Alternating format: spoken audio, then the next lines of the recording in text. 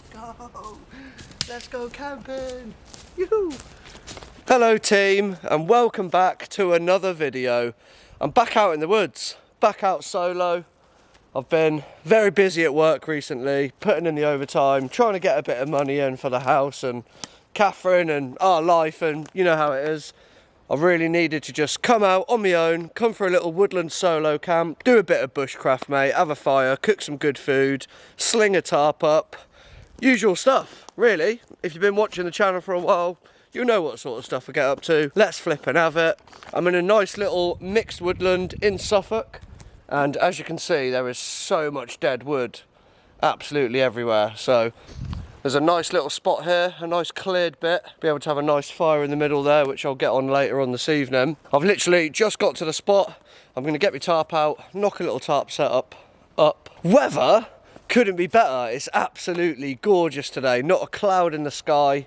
It's probably about 18, 19 degrees. Woods is looking great as well. I like it around here because there's loads of moss, loads of silver birch, loads of Norwegian spruce, Scots pine, sycamore, and a few others thrown in there as well. Anyway, right, I'm just chatting rubbish now. Right, let me get the kit squared and get this tarp thrown up.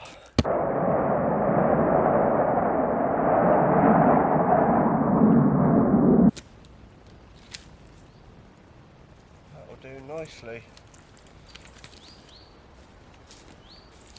Okay, I've just collected 2 long straights to make a lap joint to cross them over for a plough tarp setup. So I'll show you the joint and how to erect it. Come on then, let's get these back to camp, clean them up and get the tarp up.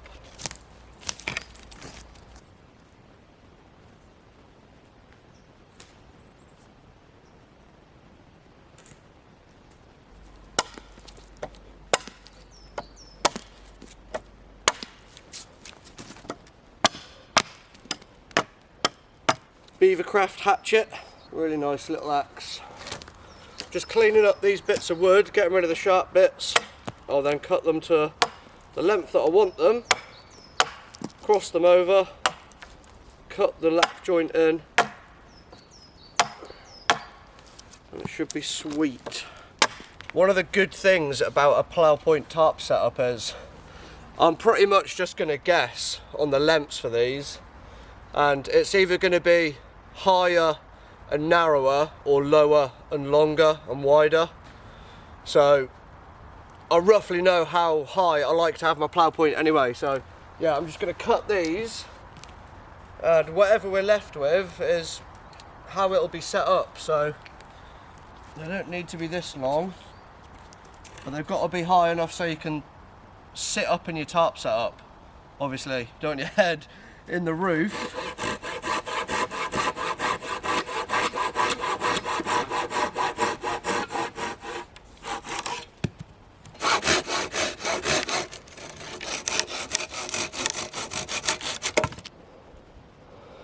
So, imagining this is erected, you want to get them wide enough so that the bottoms are perfectly straight in line. You'll be left with a nice crossover at the top, and then while it's like this, I'll mark either side with the saw, put some slices into it, axe it out, and then I'll do the same to the one on the top.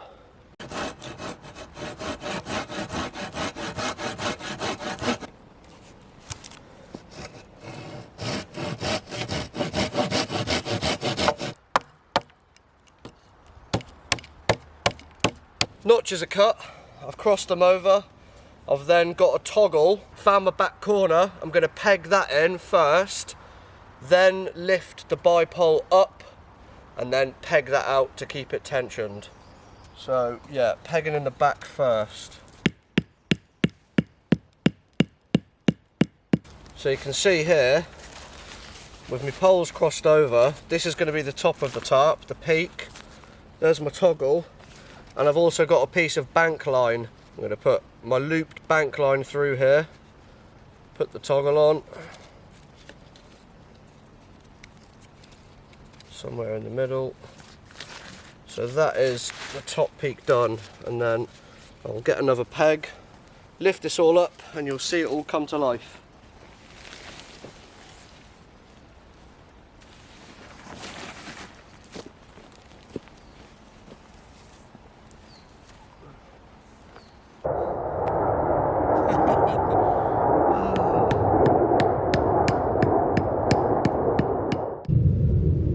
And there we are. Humble abode for the evening. Pretty happy with that. What do you reckon? The joint held pretty well. It's sat in there nicely. Sometimes you can mess it up and then it leaves too much of a gap and all that, but that one's actually pretty good.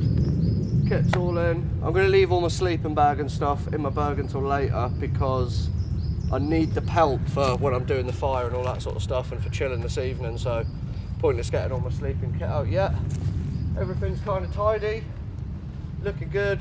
I did adjust the pegs a couple of times just to get some better tautness on the tarp, but yeah, I'm happy with that.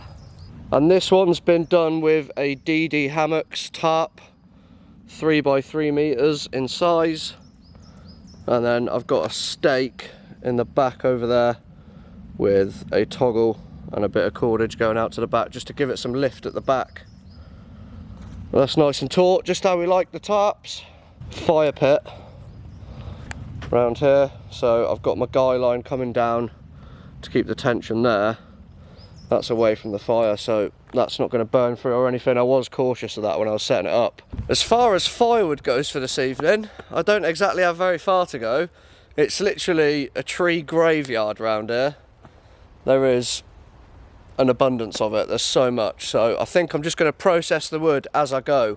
Rather than putting a load of graft in and getting a big pile done, I'll just grab it, cut it and lay it as I need. I'll just get a little pile in to get me going for like the first hour, just to get that fire a bit more mature, and then yeah, cut it and lay it on thick as I go. And even though the temperature has been up to like 18 degrees today, it is still getting cold in the evening, so that's the main reason for the fire. I've got the Dutch oven with me as well because I've got some cool bits that I want to try out for the first time. I think it should all look nice, taste even better, and if anything, it's another idea for you guys when you go camping if you want to cook this up. Money's a bit tighter these days, so I can't go out and get a big selection of craft ales every week, so I'm on the Nelson Man Stellas today, and now we're set up, time to chill. So cheers everyone. I might be an ale drinker, but I do like a good Stella. Fire pit is dug, down to bare earth, no roots, all good, and it's out in the open, so best place for a fire pit. And because I've got the Dutch oven and I've also got my billy can, I need to make some sort of tripod or pot hanger to go above the fire, so I'm just having a think of what I want to do. I'm not sure if I want to make a tripod or just get 2 Y sticks and a long straight and then make a little hanging piece like I had at my last permanent camp. Not sure yet, having a think while I enjoy my tinny. Okay, I've been out and collected a few lower dead limbs off some of these pine trees in the hunt for some fat wood. And I found some branches that are worthy candidates. It's not the best stuff I've ever found. Some sections of woodland that have pine trees seem to be better than others. And I think the age of the trees definitely changes how much resin you're going to get as well. Some of the upturned trees that fall down in the storms and the wind, that's a really good place to find it. But anyway, yeah, I've got the lid of my Dutch oven and my Puko by York Knife. So I'm just going to take some curls off of the ends. And what I like to do is take my hatchet to the tree, as I said, the lower down dead limbs, axe them off as close to the trunk as possible, and that's another good place to find them. That's a quicker place to find fat wood than going around looking for upturned trees, because even then you still got to cut chunky roots off and all that, whereas thin one stroke with a hatchet, you just find it quicker. That's just my preferred method anyway.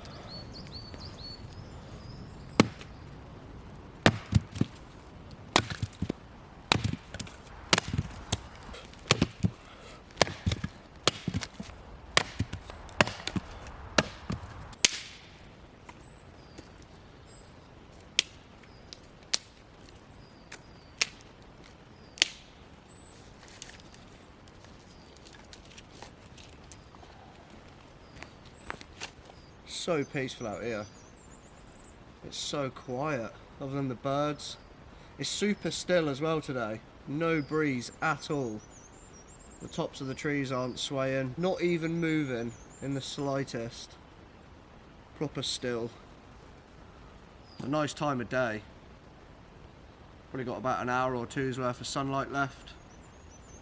That's me set up, done, chilling now, proper. All the fire stuff's good to go. Food prep I'll do as and when. This is a good feeling on camp when like you've got set up, wood squared away, or at least to get the fire going, you know. And you're just cruising along.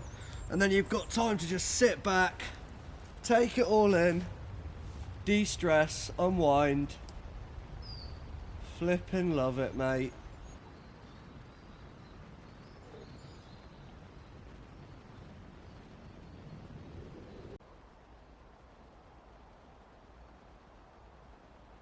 Time to bring the vibes, man.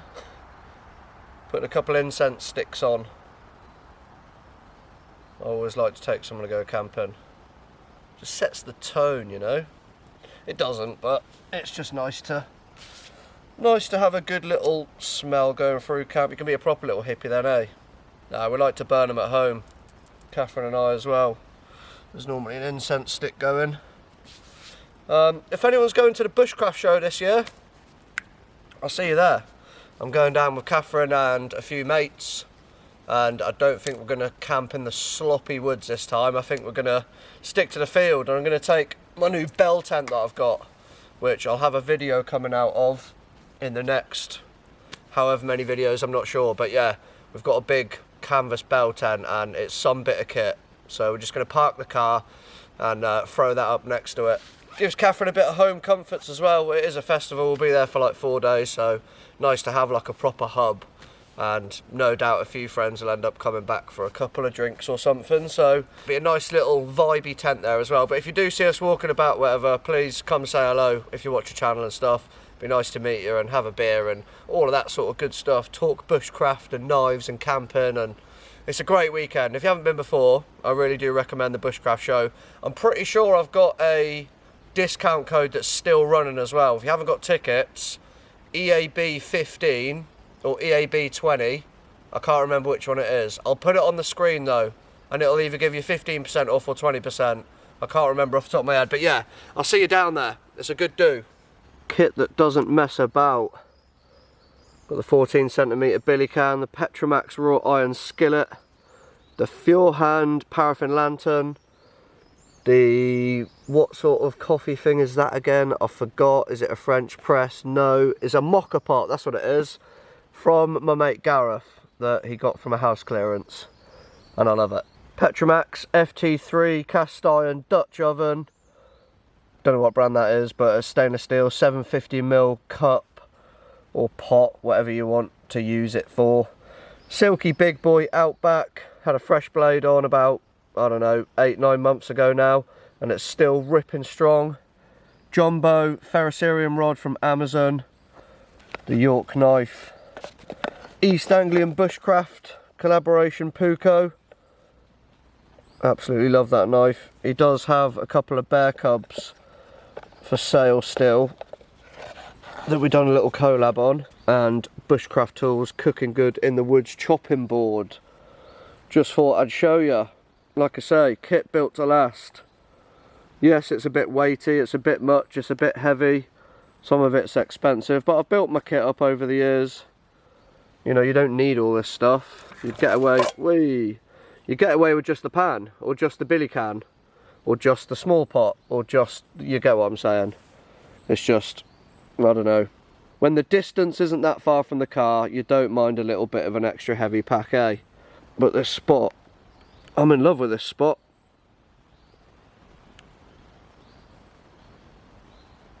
And I did knock up a little tripod as well, because I'm going to need that for the billy can and for the Dutchie. And I completely forgot to tell you, it's a Beavercraft hatchet as well. Lovely bit of kit. Been using this quite a lot recently. Right, I think it's time to get the fire on.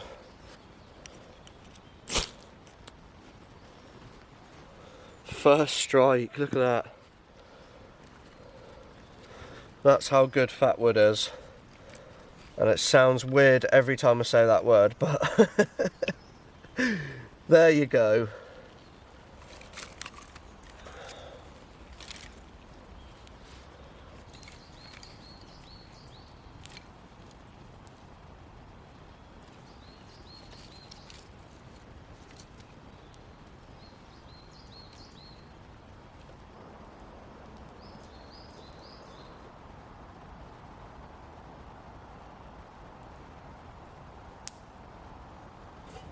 Right, it's time to get some dinner on because I'm getting a little bit peckish. So, first up, I'm going to boil up a load of baby potatoes in the billy can. Loads of water with some salt. Where's my salt? Great bit of kit, by the way. Don't know if you've ever heard of these. They're called the Nomad's Kitchen. And it comes as a kit. You get salt, pepper, loads of spices in there. There's cumin, curry, chili flakes, mixed herbs, paprika, garlic, a little chopping board, a spork, a rag, a permanent pen, a little multi-tool knife, a ferrocerium rod, and a little glass thing of oil. So really cool little bit of kit. You can keep loads of spices in one place. And this has been in the start and 11 on every camp that I've been going on recently, just because it's everything you want in a small little package. So yeah, go check them out. They're on Instagram as well. Alright, here is a tripod that I prepared earlier. And I've got a bit of wood to go through the billy can.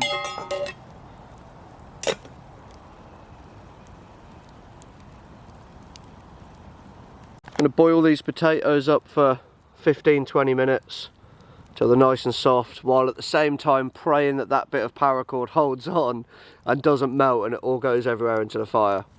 But hey, it shouldn't get any bigger than this. I've just pushed the wood in, so it will slowly die down from there. If it can last this initial bit, it should be alright.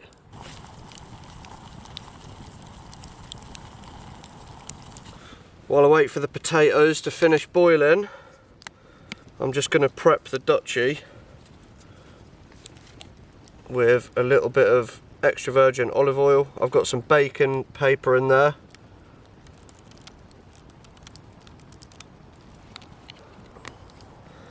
And I'm going to season the bottom with a little bit of salt and pepper.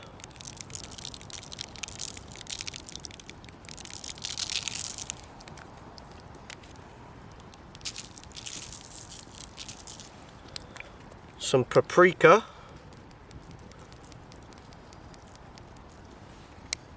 Some chili flakes.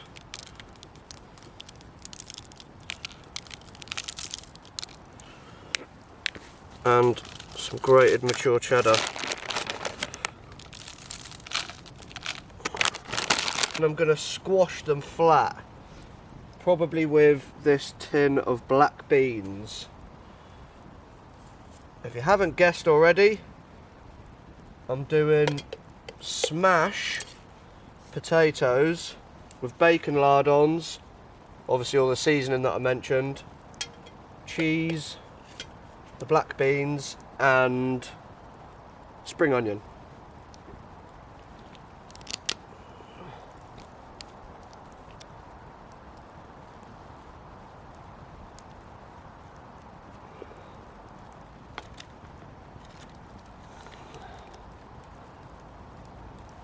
It's all ready to roast up now, and obviously I've put loads more cheese on at the top there. And you could have it with sour cream or whatever you want really. I'm having it with garlic sauce, but yeah, looking forward to it.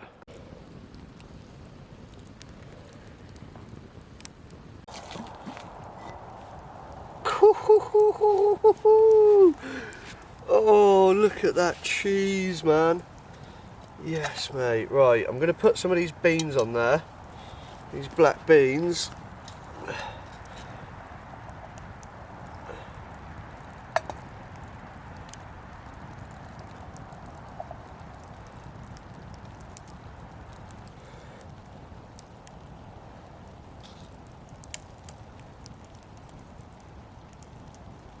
I tell you what, lads, that looks pretty good, you know.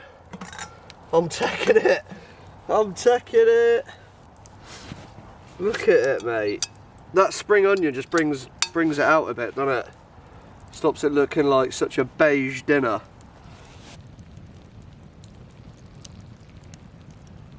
How does it taste though? That's the question, isn't it? That's the big question.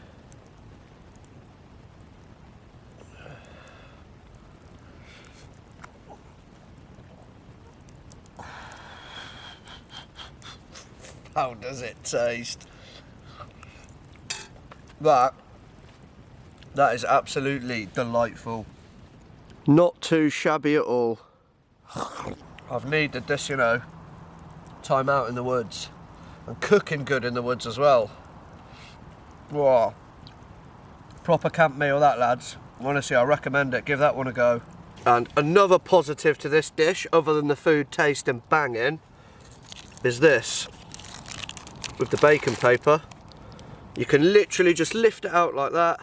There's a little bit of oil in the bottom of the Dutchie, but makes for easy cleaning as well. And I'm just gonna chuck that on the fire and that can all burn off. Lantern is lit. Time to get some tunes on. I think I'm gonna listen to some Enter Shikari, some A Day to Remember, some Stickies obviously, maybe a bit of Chill in it, and who else? Who else has been taking my fancy at the minute? Oh, Mallory Knox and Death of Anna, two great bands from back in the day. Disrespect your surroundings.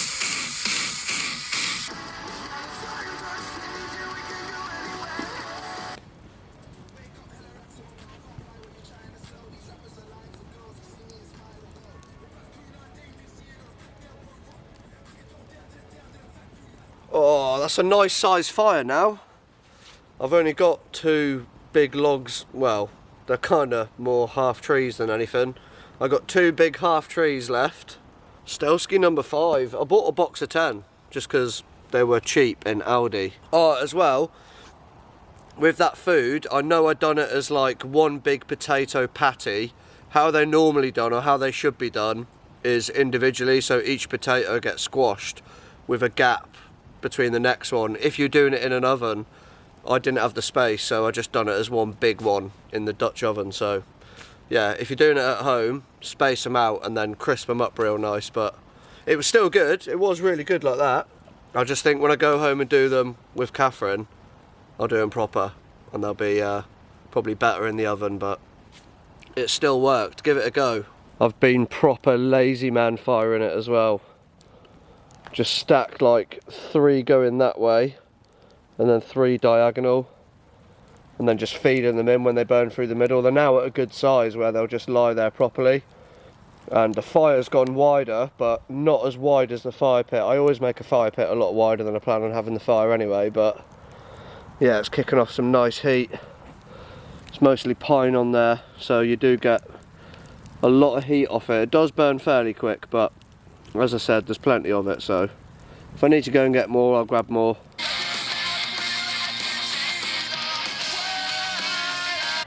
Music is all about the creative process, and if people can find something to relate to within that, then that's just a bonus. Verse in my old man in town, he just give it run around. He says who, what, when, where. I don't play. It's been a while since we smoked a last. Just been chilling, hanging out, haven't we, Suze? Oh, Auntie Suze over here, watching over the camp with your mossy shoulders and that. Look at me, mate. I'm flipping chatting to trees. What is going on? No, there's not a lot going on. Look, I'll show you. I'll show you how little is going on. Just the pelt chilling. Not a lot going on. I've got some dolly mix though, which I might tuck into shortly. And I've still got the Haribo. You can see it peeking out of the side pouch there, look. Can't also forget about the mini eggs. Got a slight addiction to these. Not really, but when I see them, I want them because they're great. I know they're terrible for you. Don't care. They're nice. Proper random one, but does anyone watch Colin Furze on YouTube? I've just been watching him finish off his underground like car park slash tunnel system. It's flipping awesome. I'm an engineer, so I love it. What he's doing at his house is brilliant. Don't know why I'm sharing this, but yeah, I do like watching YouTube outside of like camping, just because I camp so much. It's like, you know what I mean, you watch other things. So I used to watch a lot of Matt Jones, a lot of skateboarding, a lot of stuff on bands and all that. I was obsessed with like, so if I'm into a band, I like to watch all the interviews. Like, I almost want to feel like I'm getting to know the band through the interviews, and like, I used to read Kerrang magazine and all that sort of stuff. There's been some proper weird sounds coming from the other side of the woods. It sounds like empty oil barrels being hit on the side with sticks. Like bang, bang, bang, bang, bang, bang, bang. Bang, bang, bang, bang.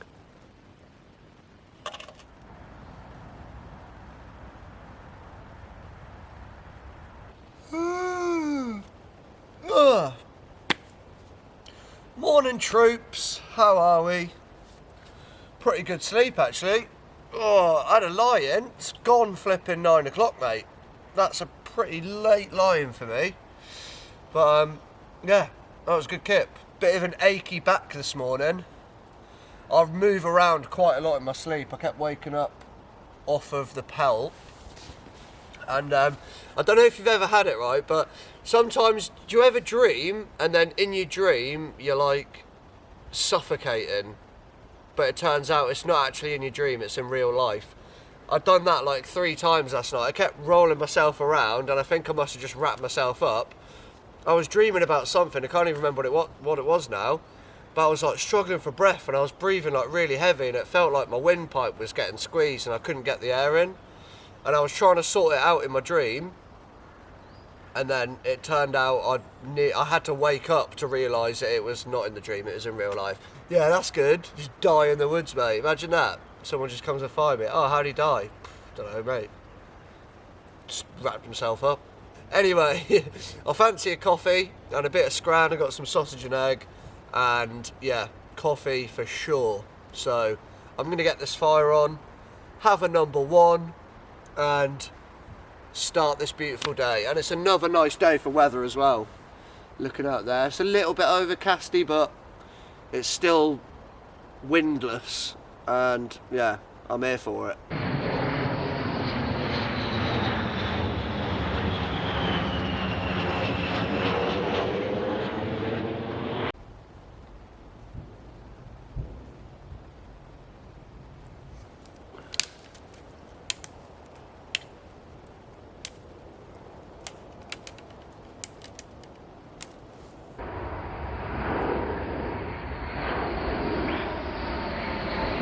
Dusted off them Stellas last night.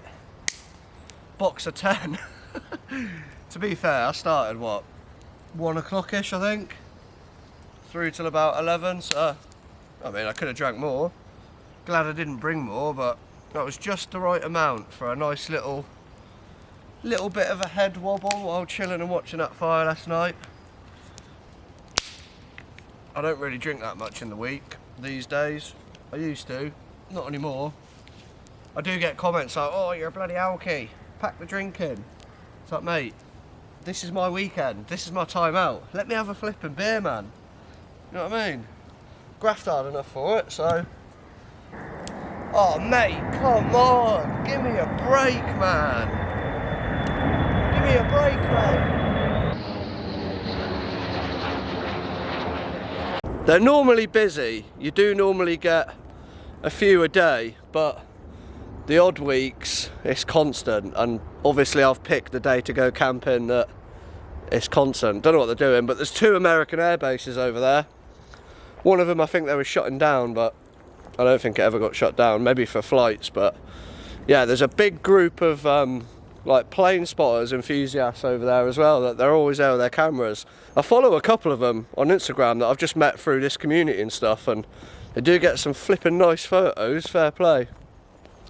But I was brought up around planes. My dad was in the Air Force. Not as a pilot or anything to do with planes, but we lived on camp, so yeah, I've lived around like tornadoes and hawks and all of that growing up, so it doesn't really faze me. It's just annoying when you're trying to film, isn't it? But they're pretty much part of the channel because I've been in most of the videos around this area since I started.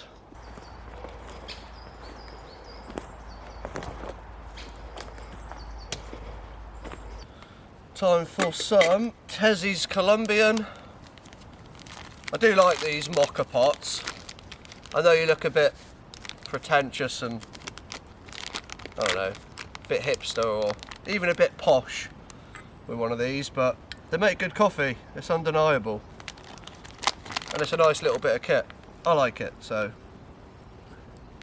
You do have to be careful though when putting it next to the fire, because that handle is plastic and it could melt.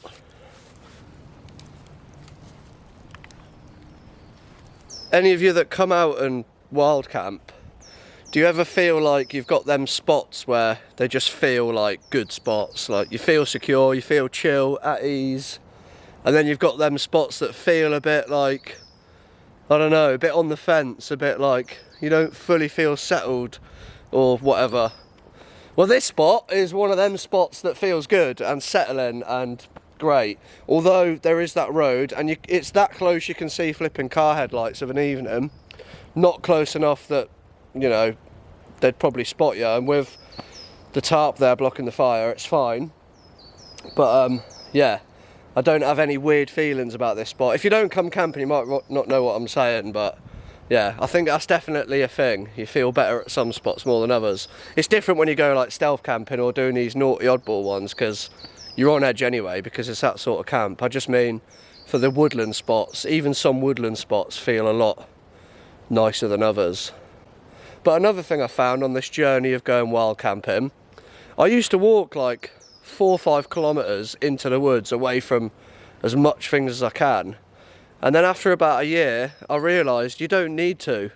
As long as you're not seen from any roads or tracks, you can pretty much be anywhere. You do have to be conscious, obviously, if you're having a fire and the smoke and all of that.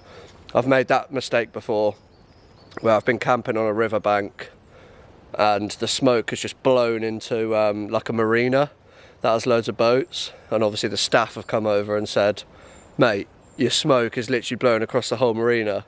So that was a fire out jobby. But yeah, I'm just waffling now.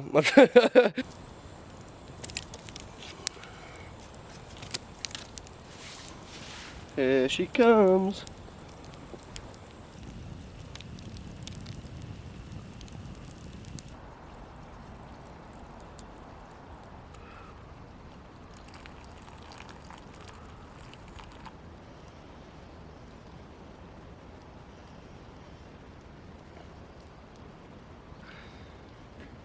Got some coconut oil. It's better for you than all the seed oils.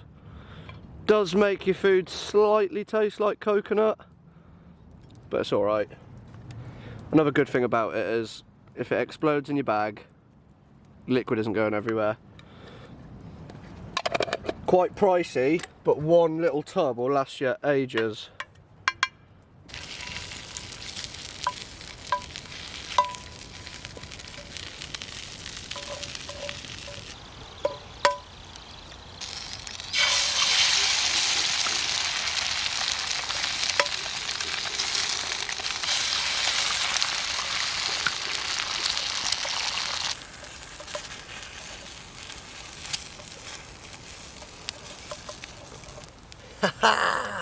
Bit of sausage and eggs in the morning, you can't beat it, can you? Not unless you're a vegan or a veggie.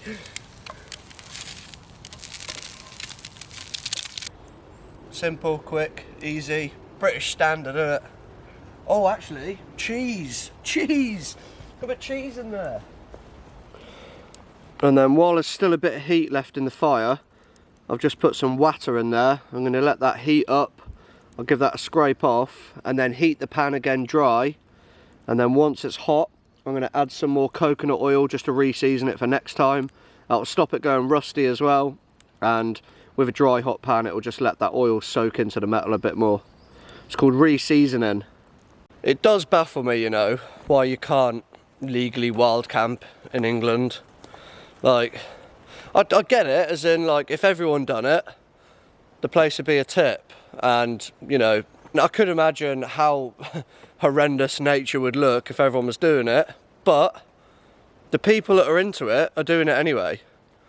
I know it's for, like, to stop people going down to the woods and just leaving beer cans and burnt out tents and all that everywhere, because not everyone is into it and not everyone gets it or does it for the nature. So I understand, but at the same time, people have been sleeping in the woods and having fires since like the dawn of time. You know what I mean? Just because a group of governors one day decided that humans shouldn't be allowed to do it, then you know what, I don't care what they say. To be honest, I'm still out here doing it, and I'd still encourage people to go do it. I'd always encourage people to obviously leave no trace and be respectful and put the woods first and all that sort of stuff. It's just the right mindset. It's just a shame that it has to be illegal, a civil offence, because of the minority, you know? But then also at the same time, it puts people off doing it, so, you know, it's a sticky one, isn't it? But look at Scotland. Scotland isn't trashed. You're allowed to wild camp up in Scotland. It's just the fires, isn't it? That's the other thing. Because a lot of people don't really know what they're doing with fires, and without that knowledge there, I can see why. But it's just a shame. I think as a civilization, we're moving so far away from the roots of what we're all about, and it's just a technological world, isn't it? And I'm not really here for it, mate. Says the guy that's filming YouTube videos and putting them on the internet and posting on Instagram. I almost hate the fact I do it for that reasons. I don't think I'd have Instagram or any social media if I wasn't doing this channel. But then I'm doing this channel to try and promote people to get out there for better mental health. So it swings and roundabouts. You can't win, but you can't lose at the same time. Again, just chatting waffle now. I'm just thinking out loud. That's all it is. Just having a chat with you because I'm energised now I've had my sausage and eggs. What do you think? What's your standpoint on the wild camping thing in England? I know it's going to be mixed reactions, and that's fine. I'd totally expect that. But I'll be out here doing it anyway, mate. Did have a visitor this morning as well. Old Sherwood Quickquiver came by for a little chat, said hello. Said he's been camping over the other side of the woods, but he saw the fire smoke, so he thought he'd pop over and come and say hello. And he wants you lot to know that he's doing all right as well, and he wanted to check in with you all. Good old boy. I'm not that weird, to a point, but if you know, you know. My next video, I'm going up to the Peak District with a men's mental health charity called Man Up. I don't think I told you this, but last year I became an ambassador for that charity, and we're taking 30 blokes to the Peak District, booked out a whole campsite. Going to do a bit of axe throwing, bit of archery, bit of mooching up, walking around the hills, and 2 nights camping, night at the pub as well. So yeah, I'm really looking forward to that. Go check them out as well. Men's mental health charity called Man Up, ?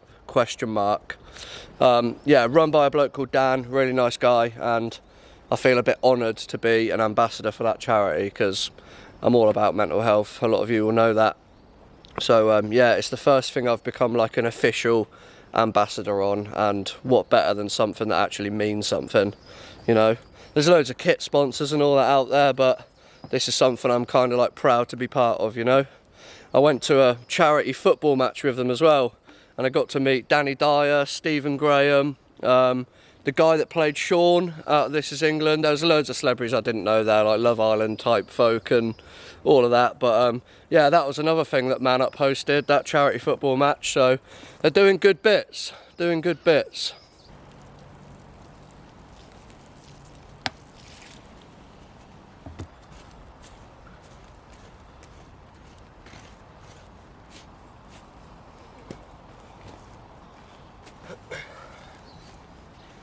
If you're doing this properly, you can't have one of them that'll do attitudes, because there's been plenty of forest fires with that sort of attitude.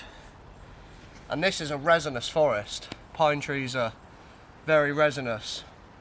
The roots carry a lot of resin, and the way a lot of these forest fires start, you think your fire's out, but slowly the heat will track back through the roots and then you might get a random pine tree like 15 metres away just catch fire, and that could be because you haven't bothered to sort your fire pit out properly, and it's just unnecessary, isn't it? You could beg the question, it's unnecessary to have a fire in the first place, and you wouldn't be wrong to some extent, but that's camping and bushcraft for you, you know? If you take the time and you learn your craft and you do it properly, it's safe. As I say, people have been having fires since the dawn of time, you know?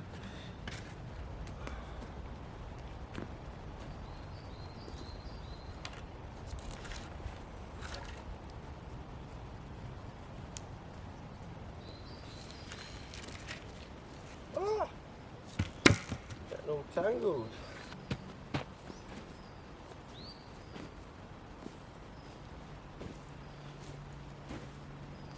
Done, mate. And that's me off. I'm out of here. Once again, thank you very much for watching the video. Sorry if I dragged it on a bit or droned you out or bored your socks off, but I had a nice time. Hope you did too. If not, then soz, mate. Catch you on the next one, hopefully. You're flipping ledge cakes. Have a good week. Stay safe. Peace and love. Ciao.